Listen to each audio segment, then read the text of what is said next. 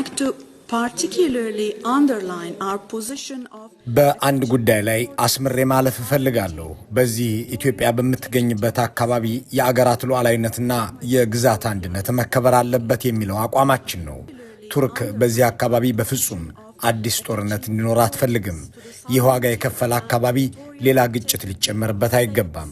ስቃይ ውስጥ ያሉ ዜጎች ሌላ ህመም ሊጨመርላቸው አይገባም። Turkey would never want to see new conflicts and new pain added to those already suffered in this region. ይህ ንግግር ለብልጽግና ሰዎች በራስ ድግስ ላይ እንደመሰደብ ያለ ነው። የአገሪቱን ሰራዊት ሁሉ ወደ ሰሜን ግንባር እያንቀሳቀሱ ታንክና መድፍ እያንጋጉ ገና እንገድላለን እንጋደላለን ብለው ለሚዘምቱ አብይ አህመዶች በሳሎናቸው ውስጥ የተነገራቸው ደግሞም ያስኮረፋቸው የፕሬዝዳንት ኤርዶሃን ንግግር ነው።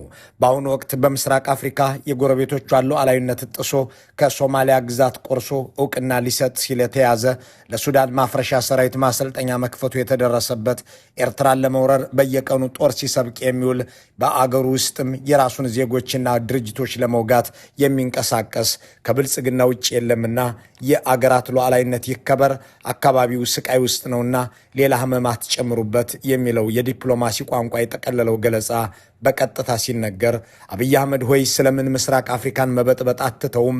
ስለምንስ በሱዳን ጉዳይ ከሽፍታ ወገን ተሰለፍህ? ሶማሊላንድ ተገንጥላ እውቅና እንድታገኝ ልታደርግ መሞከርህ ያመጣው ስጣጣ ብዙ መሆኑን ተረዳ ሆይ ስለምን ለጎረቤቶች ክብር አይኖርህም የሚል ነው። ይህንን ከአንድ የጦር መሳሪያ ሻጭ አገር መስማት ለሰላም ፈላጊዎች ሁሉ መልካም ዜና፣ ለጦርነት ሰባቂዎች ደግሞ ቆም ብለው እንዲያስቡ የሚያደርግ ይሆናል። ለዚያም ይመስላል አብይ አህመድ እነ መሐመድ ቢን ዛይድን ሲቀበሉ እነ ኢሳያስ አፈወርቂን ሲያገኙ እንደነበረው ሁሉ ሲስቁና እጅ ሲያሻሹ ያልታዩት። ጠቅላይ ሚኒስትር አብይ በኤርፖርትና በቤተ መንግስት የነበራቸውን ገጽታና ፈገግታ ያስተዋለ ተመልካች ሁሉ ይህንን መገንዘብ ይችላል። መጀመሪያ ኤርፖርት ላይ መሳቁም እጅ መጎተቱም ነበር። ቤተ መንግስት ተደርሶ ውይይቱ ጦርነትን የሚቃወም ሲሆንባቸው ፊታቸው ቅጭም ብሎ አነጋገራቸውም ከሞላ ጎደል የተዋጣለት ነበር ማለት ይቻላል። ወዘተ በሚሉት ቃላት የተሸፋፈነ ገለጻ ሲጠቀሙም ይህንኑ ለማመልከት ይመስላል። ከሞላ ጎደል በሁለትዮሽና በመልቲላተራል ጉዳይ የነበረን ውይይት እጅግ ውጤታማና ፍሬያማ ነበር። ፕሬዝዳንት ጣይብ ኤርዶጋን ይህንን ሪጅን በደንብ የሚገነዘቡ በዚህ ሪጅን ውስጥ ኢትዮጵያ አንከር ሀገር መሆኗንና ሚናዋ መወጣት እንዳለባት የሚያምኑ በመሆናቸው ንግግራችን እጅግ የተዋጣ ነበር ማለት ይቻላል። አብይ አህመድ ከሞላ ጎደል ማለት ይቻላል ወዘተ እያሉ የገለጹትና በእርግጠኛነት ሊናገሩት ያልፈለጉት ያልተደሰቱበት ነገር ጎረቤቶችህን መተናኮልተው የሚል ይዘት ያለው የኤርዶሃን አስተያየት ይመስላል። ፕሬዚዳንቱ አዲስ አበባ ከመሄድ በፊት አለቅዮን በአቡዳቢ ላነጋግር በሚል መንፈስ መሐመድ ቢን ዛይድን ለማግኘት ወደ ኤምሬትስ ለመብረር ያቀዱት ነገር ከሽፎባቸዋል። ይሁን እንጂ የምስራቅ አፍሪካ ጦርነት በተለይም የነ አብይ አህመድ የነ ሄሚቲና መሰሎቹ ጦርነት የአካባቢው አገሮች አጀንዳ እንዳልሆነ ይልቁንም የነ መሐመድ ቢን ዛይድ እንደሆነ በተዘዋዋሪ መልኩ ጠቁመውታል። የራሳችሁን ችግር ራሳችሁ ፍቱ፣ የውጭ አገር አታስገቡ በማለትም ተላላኪነትን ተጠየፉ ያሉ ይመስላሉ። We believe that this region's problems should be solved by the countries of the region itself. በዚህ አካባቢ የሚነሳ ችግር በራሳቸው በአገራቱ አቅም ሊፈታ ይገባል ብለን እናምናለን። የአፍሪካ ቀንድ ለሌሎች ኃይሎች የመፋለሚያ ምድር መሆን የለበትም። Should not be turned into a battleground for foreign powers. ፕሬዚዳንት ኤርዶሃን ለውጭ ኃይሎች የመፋለሚያ ምድር አትሁኑ ሲሉ እንደ እስራኤልና መሰል ተፎካካሪዎቻቸውን ለማለት እንደሆነ ጠቁመዋል። እንዲያም ሆኖ በአካባቢው ሀገራት ውስጥ ሰላም እንዳይሰፍን እሳት ከሚሸጡና ከሚያቀርቡ ሀገራት መካከል አንዷ የእሳቸው ሀገር ቱርክ መሆኗን ይጠቅሳሉ ተብሎ አይጠበቅም። ይህንንም በሶማሊያና በሱዳን ብቻ ሳይሆን በኢትዮጵያም አድርገውታል። እጅ ጠምዝዘው አስገድደው የራሳቸውን አጀንዳ የሚያስፈጽሙና በምላሹም ጦር መሳሪያ የሚሸጡ መሆናቸውን የፈረንሳዩ ቴሌቪዥን ፍራንስ 24 ባሰራጨው ዶክመንተሪ ላይ ቁልጭ አድርጎ አስቀምጦታል። አብይ አህመድ የቱርክን ድሮን መግዛት የቻሉት ትምህርት ቤቶችን እንዲዘጉ የተቀመጠላቸውን ቅድመ ሁኔታ ተግብረው ነው ሲል የብልጽግናን ገመና ያጋለጠው ይኸው ቴሌቪዥን ያልተሰማ ወይም ልብ ያልተባለን ጉዳይ ይፋ አድርጓል። እዚህ ጋር ልብ እንበል። ጦር መሳሪያ ለማግኘት በነፃ ለመውሰድ ሳይሆን ጦር መሳሪያውንም ለመሸመት የኢትዮጵያን ትምህርት ቤቶች መዝጋት ግዴታ ነበር። አብይ አህመድ የልማት ድርጅቶችን ዘግተው የጥፋት ኩባንያዎችን ማስገባታቸው፣ ባቡር ሀዲድ የሚዘረጋን ድርጅት አባረው የባቡር ሀዲዱን የሚያፈርስን ድሮን እንደገዙ ሲዘገብ ቢቆይም ድሮን ለመግዛት ብለው የኢትዮጵያውያን መማሪያ የሆኑትን ትምህርት ቤቶች ለመዝጋት መስማማታቸውን የፈረንሳዊ ቴሌቪዥን እስኪያጋልጠው ድረስ አልተነገረም ነበር። በስልጣን ዘመናቸው ቢያንስ 13 ሚሊዮን ተማሪዎችን ከትምህርት ገበታቸው ውጭ ያደረጉት የብልጽግናዎች አለቃ ከጦርነት ቀጣናዎች ውጭ ያሉ ትምህርት ቤቶችንም ለጦር መሳሪያ ግዢ ሲሉ መዝጋታቸውን ፍራንስ 24 በዶክመንተሪው አጋልጧል። የቱርክን ፕሬዚዳንት በመቃወም የሚታወቁትና በአሜሪካ ፔንሳልቫኒያ ይኖሩ የነበሩት ከ2 ዓመት በፊት ሕይወታቸው ያለፈው ቱርካዊው የሃይማኖትና የፖለቲካ ሰው ፈቱላህ ጉለን በኢትዮጵያ ውስጥ የከፈቷቸውን ትምህርት ቤቶች በአዲስ አበባና በድሬዳዋ ተማሪዎችን ተቀብለው እንዲያስተምሩ ያደርጉ ነበር። ነጃሺ የኢትዮ ቱርክ ዓለም አቀፍ ትምህርት ቤቶች በሚል ስም የሚታወቁት እነዚያ ትምህርት ቤቶች ከመዋዕለ ሕፃናት እስከ 2ኛ ደረጃ ያሉ ተማሪዎችን ሲያስተምሩ ቆይተዋል። እንደ አውሮፓውያን አቆጣጠር በ2016 በኤርዶሃን ላይ የተሞከረውን መፈንቅለ መንግስት ተከትሎ የቱርክ መንግስት ትምህርት ቤቶቹ እንዲዘጉ ወይም ማሪፍ ለተሰኘው የቱርክ መንግስት የትምህርት ፋውንዴሽን እንዲተላለፉ የኢህአዴግን መንግስት ሲጠይቁ የነበሩት ፕሬዚዳንት ኤርዶሃን የቀንደኛ ተቃዋሚዎቻቸው ፈቱላህ ጉለን ተቋሞች በመሆናቸው እንዲጠፉላቸው ይማጸኑ ነበር።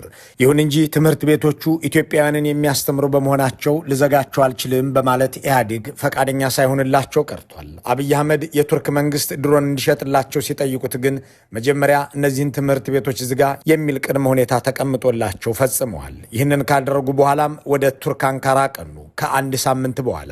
በዚያም የደመቀ አቀባበል ጠበቃቸው ሲል የፈረንሳዊ ቴሌቪዥን ፍራንስ 24 በዘጋቢ ፊልሙ አጋልጧል። Ethiopia long resisted closing Gulen schools. But the regime was caught in a bloody war against Tigray rebels. ኢትዮጵያ የጉለን ትምህርት ቤቶችን ለመዝጋት በቱርክ ይቀርብላት የነበረው የረጅም ጊዜ ጥያቄ ለረጅም ጊዜ ተከላክላ ነበር። ነገር ግን መንግስት በትግራይ አማጽያን ላይ በነበረው ደም አፋሳሽ ጦርነቱ ውስጥ ተዘፍቆ ነበር። እናም ድሮኖች ከመቼውም ጊዜ በላይ አስፈልገውት ነበር። ቱርክ ድሮኖቹን አንድ ቅድመ ሁኔታ ካልተሟላ በስተቀር ለመሸጥ አልፈልግም አለች። ይህም ትምህርት ቤቶቹን ዝጉና ድሮኖቻችንን ግዙ የሚል። እናም ኢትዮጵያ በነሐሴ 2013 እጅ ሰጠች። የጉለን ትምህርት ቤቶች ተዘጉ። ከአንድ ሳምንት በኋላ የኢትዮጵያው ጠቅላይ ሚኒስትር አብይ አህመድ በአንካራ ደማቅ አቀባበል ተደረገላቸው። የሰው መግደያና ንብረት ማውደሚያ ለመግዛት የህይወት ማስተካከያና የእውቀት መገበያ የሆኑትን ተቋማት የዘጋው የብልጽግናው መንግስት ይህንን ተግባር ያደረገው ከጦርነት ቀጣናዎች እጅግ በራቁት አዲስ አበባና ድሬዳዋ ላይ ነው። እንዲህ ያለውን አገራዊ ጭካኔና ጥፋት ትውልድ በወንጀል እየጠየቀ ስህተትንም ላለመድገም እየተማረ የሚቀጥልበት ቢሆንም ፕሬዚዳንት ኤርዶሃን የአፍሪካ ቀንድ ችግሮች በራሳቸው በአገራቱ ይፈታ ብለው ሲናገሩ ግን እሳቸው በዚሁ የአፍሪካ ቀንድ ውስጥ ግጭቶች ላይ የተጫወቱትን ጦረኛ ሚና ልብ እንዳሉት የሚጠቁም አስተያየት አልሰጡም። ሌላው ቀርቶ አብይ አህመድን ትምህርት ቤት አዘግተው ጦር መሳሪያ የሚያሸምቱ መሪ መሆናቸውን የሚክዱ ግን አይሆኑም። ያኔ በ2013 ጠቅላይ ሚኒስትሩን ያንን ሽብርተኛ ድርጅት እንኳን ተዋጋው በማለት የፈቱላህ ጉለንን ትምህርት ቤቶች ስለዘጉላቸው አመስግነዋቸዋል። Let me once again express my gratitude to the Prime Minister. ይህን የሽብር ድርጅት በመዋጋት ረገድ ላደረጉት ድጋፍ በድጋሜ ለኢትዮጵያ ጠቅላይ ሚኒስትር ምስጋናዬን አቀርባለሁ። ፕሬዚዳንት ኤርዶሃን የአፍሪካ ቀንድ ችግር በራሳቸው በአገራቱ ቢፈታ ይሻላል፣ እየደማ ነው፣ ተጨማሪ ስቃይ እንዲያስተናግድ አንፈቅድም ሲሉ ግን ልክ ናቸው። እንዳም ሆኖ በኢትዮጵያ የእርስ በርስ ጦርነት ውስጥ ግን የእሳቸውን ጨምሮ 14 ሀገራት በቀጥታ ተሳትፈዋል። ተተኳሽ ብቻ ሳይሆን ተኳሽ በመላክም በዚሁ በኢትዮጵያ የእርስ በርስ እልቂት ላይ የተሳተፉ ሀገራት ኤርትራ፣ ሶማሊያ፣ ሱዳን፣ ግብፅ፣ እስራኤል፣ ጅቡቲ፣ ሩሲያ፣ ሳዑዲ አረቢያ፣ ቻይና፣ ዩክሬን፣ ሰሜን ኮሪያ፣ ኢራን፣ ቱርክና የተባበሩት አረብ ኤሚሬትስ በኢትዮጵያ ውስጥ ሰራዊት ወይም መሳሪያ ልከውና ሸጠው የተሳተፉ መሆናቸውን ዓለም አቀፍ መገናኛ ብዙሃን ሲዘግቡ ቆይተዋል። ኢትዮጵያን የ14 ሀገራት መፋለሚያ ምድር ያደረገው ዋናው ተጠያቂው ብልጽግና ቢሆንም አበባ እንዳየንብ የሚተለተሉት እንደ ኤርዶሃን ያሉ ጠመንጃ ሻጭ መሪዎች ግን ኢትዮጵያንም ሆነ የአፍሪካ ቀንድን የቋያ እሳት አድርገዋቸዋል። እንዲያም ሆኖ ለደንቦ ያህል ተላላኪ አትሁኑ በሚል መንፈስ የውጭ ኃይሎች መፋለሚያ አታድርጉት ብለዋል። የኤርዶሃን የውጭ ጉዳይ ፖሊሲ ዋና ማጠንጠኛ ነው የሚባልለት እስላማዊነት በአፍሪካ ቀንድም ላይ በስፋት እየተተገበረ ሰራዊትና ገንዘብ እየተመደበለት ያለ አጀንዳ ነው። በአዲስ አበባ መግለጫቸው ላይ የኢትዮጵያን እስላማዊ ተቋም አልነጃሽን እንጠብቀዋለን ሲሉ ቢደመጡም እሳቸው በተሳተፉበት ጦርነት ግን ጥቃት ደርሶበት እንደገና ለመጠገን ተገደዋል። በኢትዮጵያ ውስጥ ህዝብን እርስ በርስ ለማዋጋት ቅርስንም ለማውደም የተነሳውን የብልጽግናን መንግስት በመደገፍ ረገድ ያላቸው ጥያቄ ትምህርት ቤቶች ይዘጉልኝ የሚል ብቻ የሆነው ኤርዶሃን በኢትዮጵያ ጦርነት ላይ ልዩነት ያላቸው አይመስሉም። ይልቁንም አብይ አህመድ በሚተናኮሏቸው ጎረቤቶች በተለይም በሱዳንና ሶማሊያ ላይ የተጋነነ ልዩነት አላቸው። ሱዳንን ለማፍረስ የሚያስችለውን ወታደራዊ ጦር ሰፈር በኢትዮጵያ ሉዓላዊ ግዛት ውስጥ በኤምሬትስ ትዕዛዝ የከፈቱት አብይ አህመድ ለቱርኩ ፕሬዚዳንት የሚስማማ ውሳኔ ወስነዋል ማለት አይቻልም። ምክንያቱም ቱርክ የለየላት የአልቡርሃን ኃይሎች ደጋፊ ናትና። For the first time in more than 60 years, a Turkish head of state is visiting Sudan. The aim to strengthen economic and political relations between Ankara and Khartoum. ፕሬዚዳንት ኤርዶሃን በአልበሽር ዘመነ መንግስት የመጨረሻ ዓመታት ወደ ካርቱም ሄደው ነበር። እስላማዊነት አለው ከሚባልለት የቀድሞ የሱዳን መንግስት ጋር የነበራቸውን ግንኙነት በበጎ የሚያስታውሱት ነው። ሶአኪን በተሰኘች የቀይ ባህር ደሴት ላይ ወታደራዊ ሰፈር ለማቋቋምም ከሱዳን መንግስት ጋር ተስማምተው ነበር። ይሁን እንጂ በወታደራዊ አመራሮቹ ፕሬዚዳንት በሽር ሲፈነቀሉ የጦር ሰፈሩ ጉዳይ ተፈጻሚ አልሆነም። እንዳም ሆኖ ቱርክ ከሱዳን ሰፈር ጠፍታለች ማለት አይቻልም። ሁለቱ ጄኔራሎች የእርስ በርስ ጦርነቱን በ2015 ሲጀምሩት አስተላለፋቸውን ለመወገን ያልተቸገሩትና ያልዘገዩት ፕሬዚዳንት ኤርዶሃን ከአልቡርሃን ኃይሎች በኩል ቆመው ተገኝተዋል። እዚህ ጋር ምክንያቶች ያሏቸው። በአንድ በኩል ዓለም አቀፍ መንግስታት እንደ ሱዳን መንግስት የሚመለከቱት የጄኔራል አልቡርሃንን ኃይል ነው። ዋናው ምክንያታቸው ግን በተለያዩ ሀገራት እየተገፋና በሽብር እየተወነጀለ ያለው የሙስሊም ወንድማማቾቹ ህብረት በነ ጄኔራል አልቡርሃን በኩል በስፋት እንዳለ መገንዘባቸው ነው የሚለው ብዙዎችን የሚያስማማ ጉዳይ ሆኗል። ለዚያም ነው ከጥቂት ወራት በፊት ጄኔራል አልቡርሃንን አንካራ ድረስ ጠርተው እና አብይ አህመድን በተቀበሉበት ቤተ መንግስታቸው ያስተናገዷቸውና በሱዳን ያለውን ጉዳይ ዝም አንልም ሲሉ የተደመጡት። በአልፋሽር ግዛት ውስጥ በጄኔራል ሄሚቲ የተፈጸመውን ጅምላ ግድያም በሙስሊም ላይ የተፈጸመ አሳዛኝ ጭፍጨፋ ሲሉ ጠርተውታል። Son günlerde El-Feşir'de sivil halka yönelik katliamları የማንም ልብ ቢሆን በሱዳን የተፈጸመውን ጭፍጨፋ ሊቀበለው አይችልም። በሙስሊሙ ዓለም አንድ ውድቀት እየተመዘገበ ነው። ይህንን አሳዛኝ ድርጊት ዝም ልንለው ልንፈቅድለት አይገባንም። ሙስሊሞች ሌሎች ላይ ያለንን እምነት ትተን እኛው ራሳችን ችግራችንን ልንፈታ ይገባል። የሱዳንን ሉዓላዊነትና ግዛታዊ አንድነት ልንከላከልላት የተገባ ነው።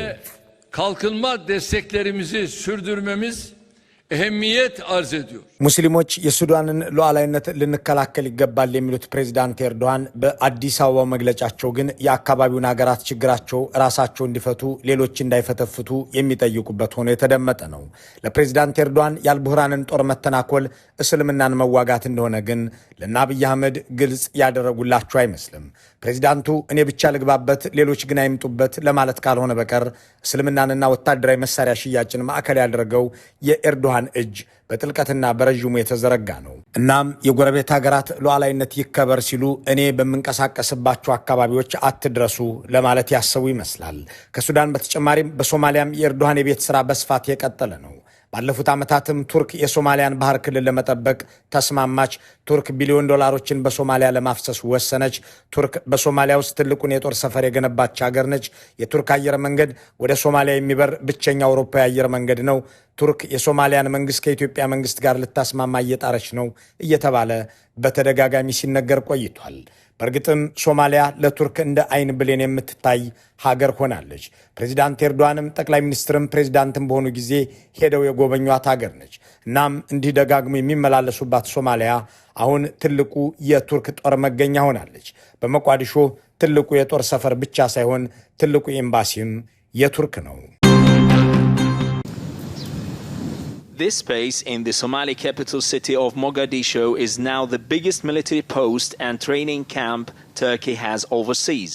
ይህ በሶማሊያ የሚገኘው የቱርክ ጦር ሰፈር ነው። ተርኪሶም በሚል የእንግሊዝኛ ምህጻር ይጠራል። ከ400 በላይ ሄክታር ወስዶ የተገነባ ነው። የጦር ሰፈሩ በይፋ የተከፈተው ከሁለተኛው የኤርዶሃን ጉብኝት በኋላ በ2017 ሲሆን ግንባታው ግን ራሱን ችሎ 2 ዓመታትን ወስዷል። የቱርክ ኤታማዦር ሹምና የወቅቱ የሶማሊያ ፕሬዚዳንት በተገኙበት የተከፈተው ጦር $50 ሚሊዮን ወጪን ጠይቋል። የጦር ሰፈሩ ዋና ዓላማ የሶማሊያን ብሔራዊ ወታደሮች በማሰልጠን አልሸባብን እንዲፋለሙ ማድረግ ነው የሚል ነው።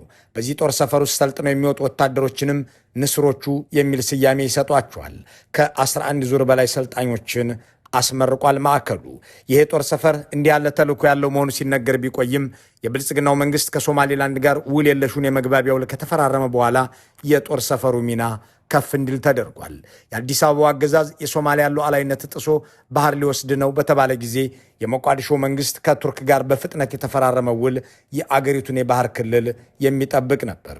ይህንን አዲስ ስምምነት በማስተግበር ረገድም ኃላፊነት የተሰጠው እንደ አውሮፓውያን አቆጣጠር በ2017 የተከፈተው ይኸው የጦር ሰፈር ሆነ። የሶማሊያ መንግስት ሶማሌላንድ ተቆርሳ በኢትዮጵያ መንግስት እውቅና ሊሰጣት እንደሆነ በሰማ ጊዜ የድረሱልኝ ጥሪ ያሰማው ለቱርክ መንግስት ነበርና ወዲያውኑ ምላሽ ተሰጥቶታል። በፍጥነት ወደ ሞቃዲሾ የተላከው የባህር ክልልን የሚጠብቅ መሳሪያ ነበር። በአብይ አህመድ ድርጊት ያልተደሰቱት ፕሬዚዳንት ኤርዶሃንም ቱርክ ድረስ ጠርተው ከሐሰን ሼክ ጋር አጨባብጠው አዲስ አበባ ላይ ሙሴ ቢሂ ከተባሉት የሶማሊላንድ ፕሬዚዳንት ጋር ያሰሩትን ውል የለሽ የመግባቢያ ውል አስቀድደዋቸዋል።